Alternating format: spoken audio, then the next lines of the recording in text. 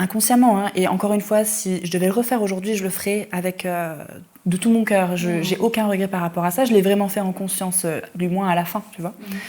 Ma mère était dans une position de victime, j'étais dans une position de sauveuse, parfois de bourreau aussi, hein, j'alternais un petit peu. Et puis quand ma mère était mal, moi, après d'avoir mis ma vie entre parenthèses, je me retrouvais en victime quand j'étais avec d'autres personnes, tu vois, parce que j'étais exténuée, j'étais vraiment pas bien. Donc j'alternais en fait entre ces 3 postures, on va dire.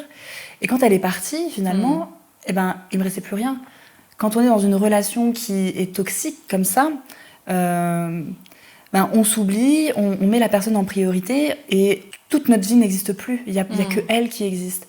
Et quand ma mère est partie et est décédée il y a maintenant 4 ans, mon monde s'est écroulé et je ne savais plus quoi faire. C'est comme si j'avais perdu tous mes repères et après, qu'est-ce que je fais en fait ? Qu'est-ce que ma vie, à quoi elle rime ? Quel est le sens de ma vie ? Et je me suis posé la question, tu vois, je te disais tout à l'heure, j'étais devant la fenêtre et je me suis dit, maintenant, et quoi en fait ? Ma raison de vivre est partie. Je regardais le ciel et je me suis dit, soit je décide de continuer, mais là c'est vraiment une décision. Et si je décide de vivre, il faut que je vive une vie que j'ai choisie, que je veux créer, qui me fait du bien,